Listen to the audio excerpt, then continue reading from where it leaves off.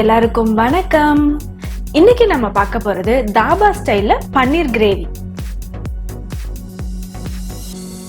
நீங்க இனி இந்த சேனலை சப்ஸ்கிரைப் பண்ணலைன்னா மறக்காம சப்ஸ்கிரைப் பண்ணிருங்க. இப்ப வாங்க செய்ய ஆரம்பிச்சிடலாம்.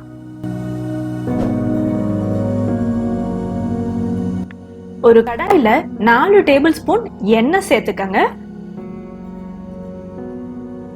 அது கூட பொடி பொடியா வெட்டி வச்சிருக்க 2 பெரிய வெங்காயம் சேர்த்துக்கங்க.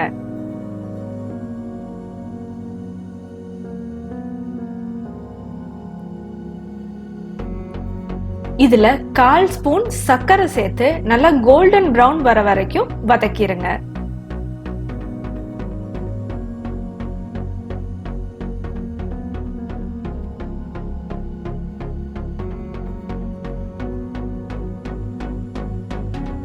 வெங்காயம் நல்லா கோல்டன் பிரவுன் ஆனதுக்கு அப்புறமா 2 தக்காளி துருவி வச்சிருக்கேன், அதை சேர்த்துருங்க.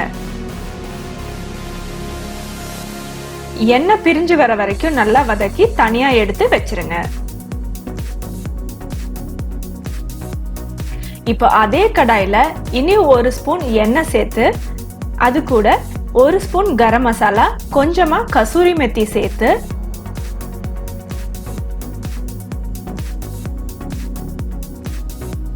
கூடவே நம்ம வெட்டி வச்சிருக்க ஒரு கேப்சிகம், ஒரு ஆனியன் இதை சேர்த்து நல்லா ரோஸ்ட் பண்ணிருங்க.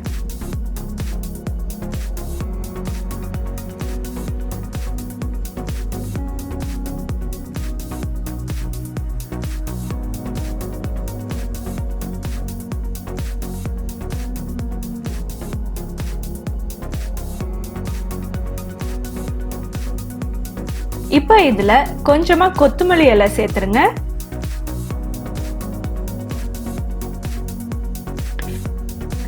இது கூட 2 ஸ்பூன் தக்காளி sauce, 1 spoon chilli flakes add பண்ணிக்கங்க.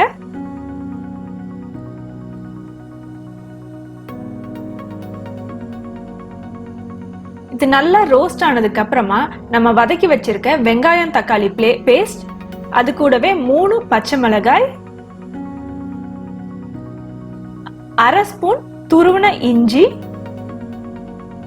சேர்த்து நல்லா வதக்கிடுங்க.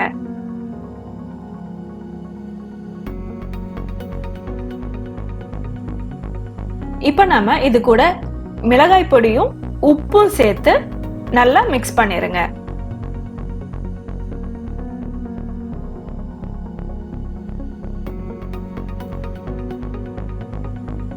இது கூட 1/4 கப் கிரீமும் 1/2 கப் தயிர் சேர்த்து நல்லா மிக்ஸ் பண்ணிருங்க.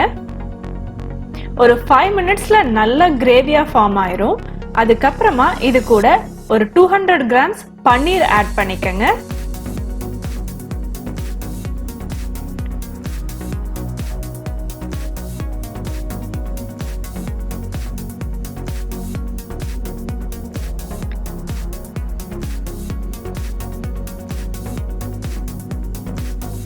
இப்ப இதுல ஃபைனலா கொஞ்சமா துருவன பன்னீர் சேர்த்துக்கங்க. 2 ஸ்பூன் சேர்த்துக்கங்க.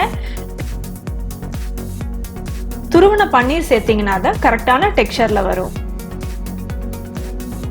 அவ்வளவுதாங்க, ரொம்பவே சூப்பரான தாபா ஸ்டைல் கடாய் பன்னீர் இப்ப ரெடி ஆயிருச்சு. கடைசியா கொஞ்சமா கசூரி மெத்தி ஆட் பண்ணிட்டு ஸ்டவ் ஆஃப் பண்ணிருங்க. கண்டிப்பா இதை நீங்க வீட்ல ட்ரை பண்ணிட்டு எப்படி இருக்குன்னு கமெண்ட் பண்ணுங்க.